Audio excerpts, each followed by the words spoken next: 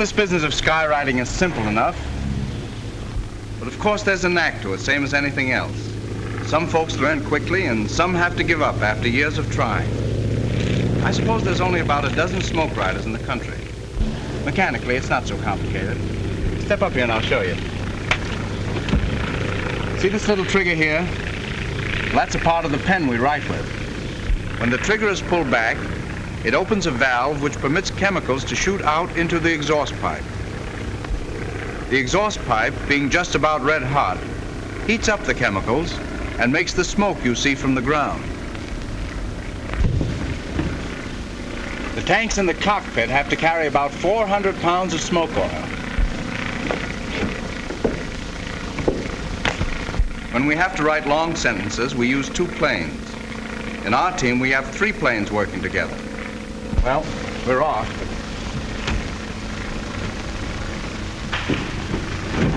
Switch off. Switch off. Contact. Contact.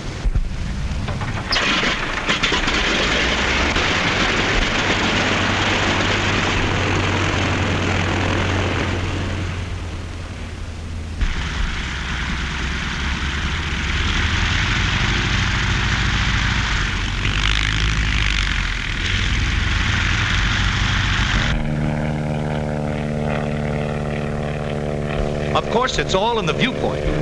The planes must be light and fast so they can be easily maneuvered. They've got to be quick on the climb.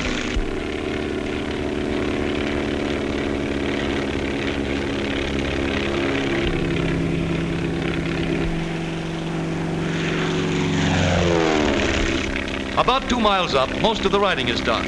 At that height, the wind is steady. In a gentle breeze, words will drift 10 or 20 miles before they break up. And the writing is done horizontally, the way you'd write on a desk, and not up and down as it appears from the ground.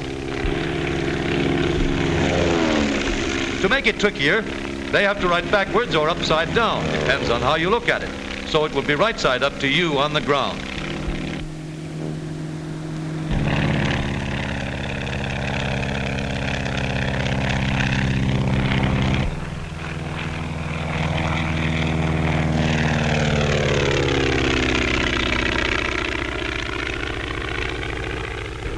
When he writes it, this is the way it looks to the skywriter.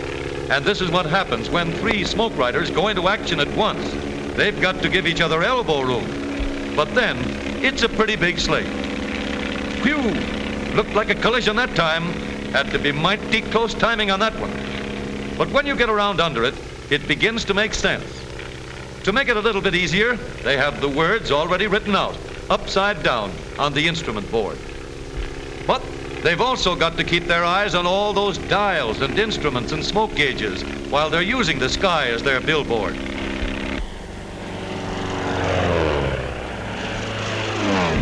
And smoke writing's got to be done right the first time. No erasing up here in the air. They've got to travel fast. Even a short word means a 15 to 20 mile trip. And it's nothing to turn around and go back 2 or 3 miles to cross your T's.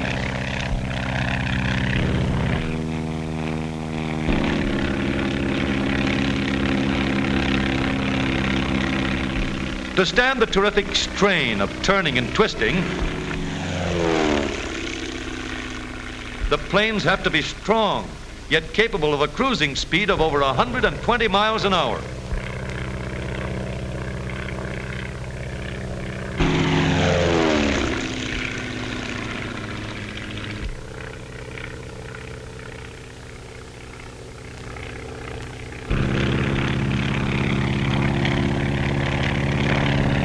Skywriting must be done into the wind, so the letters won't spread too much.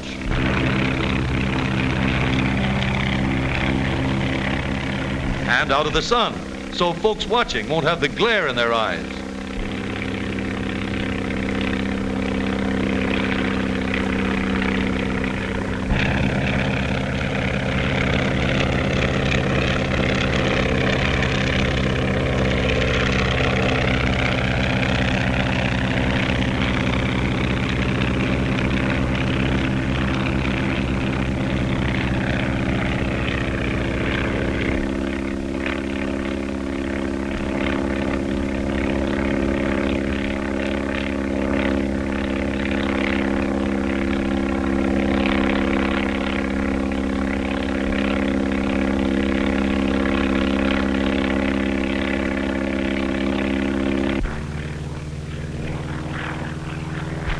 These chaps had to do about all the stunts known to aviation to make all those little turns and twists. Vertical banks.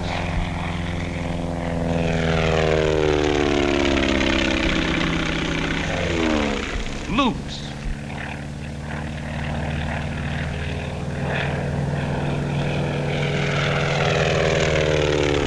And Immelman turns.